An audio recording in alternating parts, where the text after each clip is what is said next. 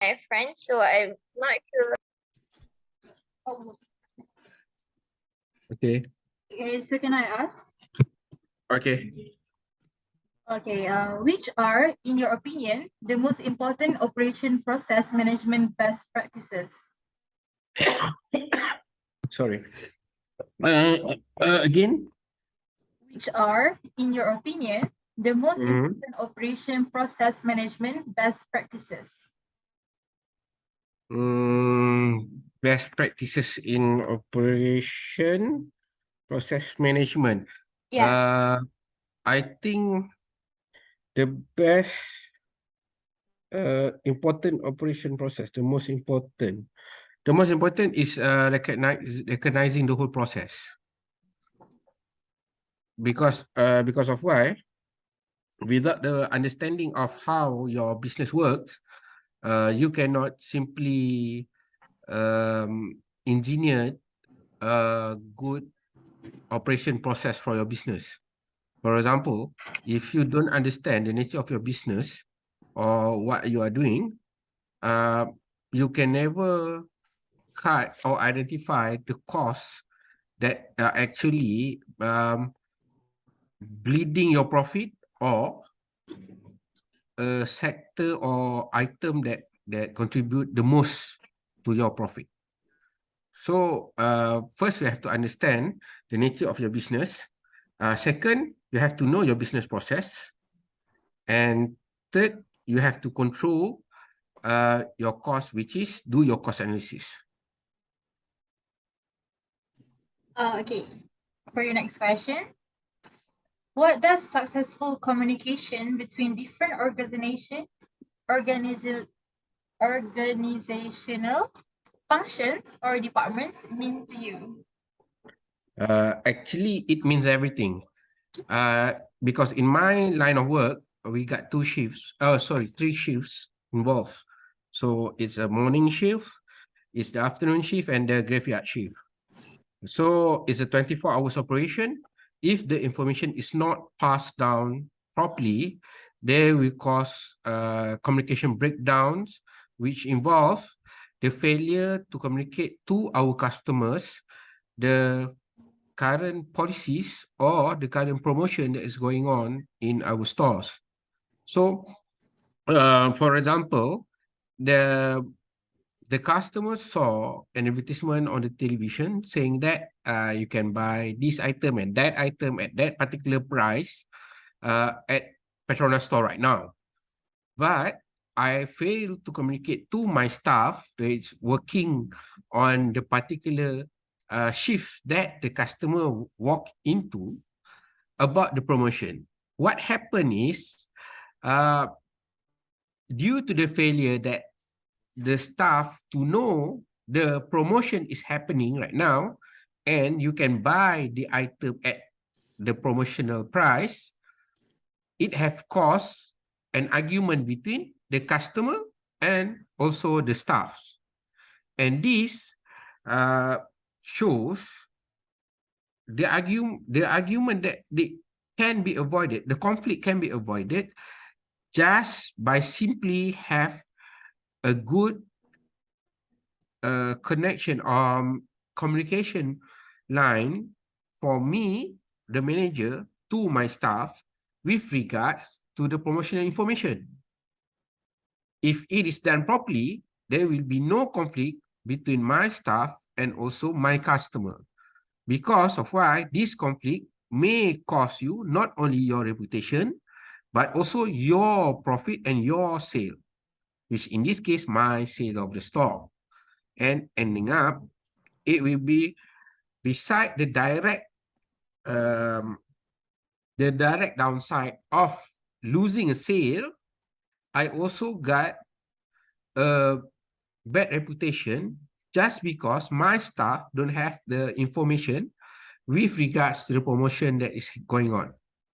So a reliable information or communication channel is very, very important for the organization to ensure that the operation can be run smoothly. And because in this time of age, we cannot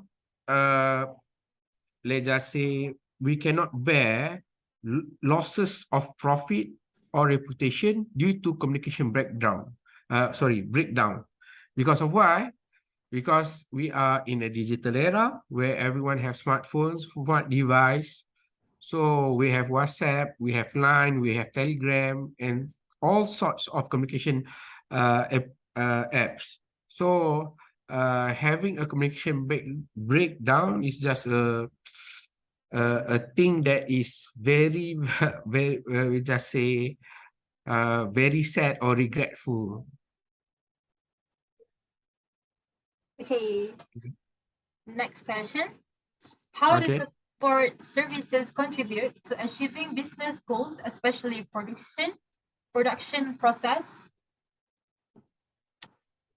Can you give some examples? Support services. Okay. Support services, during my time, support services is relating to procurement and human resource and management of human resource. That's far as I can remember. If you have a good human resource management, if you have a good inventory or distribution, it will help the smooth running of your operation day to day. Because of why?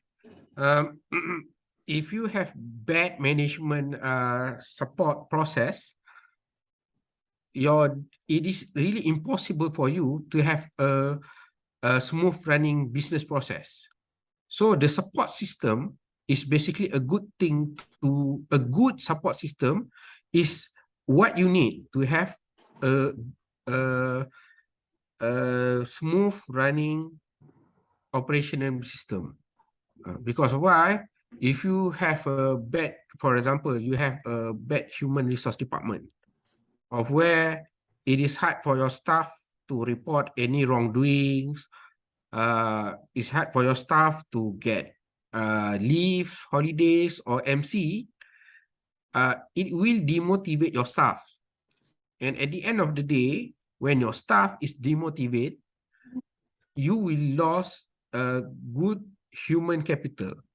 When you are losing good human capital, what happened to you is you will not have a good operational system. So a good support system is as important as having a good operational system. Okay, my last question. Yeah. What's your experience in making success production of the product or service? Again? What's your experience in making success production of the product or Okay. service? Based on my 10 years experience, basically, I have experience opening new stations. I have experience flipping bad station into good ones. And what I did is basically, first, for you to understand the situation. In this sense, I usually use the Six Sigma method: define, measure, analyze, implement, and control. This Six Sigma method is basically the one that I studied before management class, where you have first to define what is the problem that you are facing on. Second, you have to measure, measure. So you have to measure the extent of the problem. Second one, you have to analyze what is the root cause. And during this analyzing stage, you are not only try to find what is the root cause, but also find a solution for it. And then you arrive to the implementation stage. implementation, which is whatever you have analyzed before, you have to implement. And then it's the control stage. Control is to see whether the remedies that you have come out with is effective or not. And if it is failed, you have to go into the first stage again. So the Six Sigma method is basically a try and error method. But it is in management science, it is a more scientific approach for any management problems, of where it teach you to first to understand the problem or to understand your environment first before you make any conclusion of what's really going on. Because sometimes what mistakes that managers do are they only based on their experience on playing guessing games of what is the problem without going through the problem itself. So by only guessing what the problem is, it is impossible for you as a manager to understand that there are many factors or many elements that may contribute to the problems. So from the experience that I have done, mostly the problem is motivations, competency, human capital, and sometimes also will involve the mismanagement of the working capital or the business money. So the three things that I've mentioned is usually the main problem that is facing the petrol retail business. Okay, back to me. I want to know, like, have you ever experienced like you need to manage one employee problem, and like I want to know like how you manage it. Okay. I usually implement an open door policy to my staff, of which I don't have a manager table or a special space for me. So when I go into the office, I only got the table, and the table there's no door, there's only a chair. So I can sit whenever I want. So the staff can come to me at any time and bring forth their problem to me. So whatever problem can be discussed right there, right now, and the solution can be done, formulate together. If it is involved, the day-to-day business operation of the company, that what I will do. If it is a more private matter, it will be dealt with within the scope of the company first. What can the company do to help according to the SOP or the regulation of the company itself? And then lastly, it is up to your personal judgment on how to deal with, because at the end of the day, you can help only so much, but you cannot help in everything. Because if the line is not drawn, suddenly everybody personal problem will become your problem. So at this time, everyone must be professional to set up boundaries between private and work life. I see. I have like few questions like that. Like kind of like my personal thought. Like if the employee have like experiencing some like bad things like sexual harassment in the workspace, like I want to know like how you like manage and prevent it. Okay. as everyone knows, there are guidelines have been issued on the sexual harassment topics by the Labour Department, Jabatan Buruh. So there are guidelines that have been set up. I've already shared it with my staff a few months back. Usually when I got this sexual harassment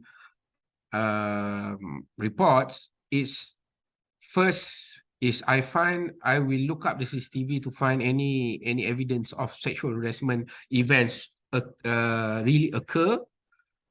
Because it is, for me, it is unfair for you to just rely on hearsay.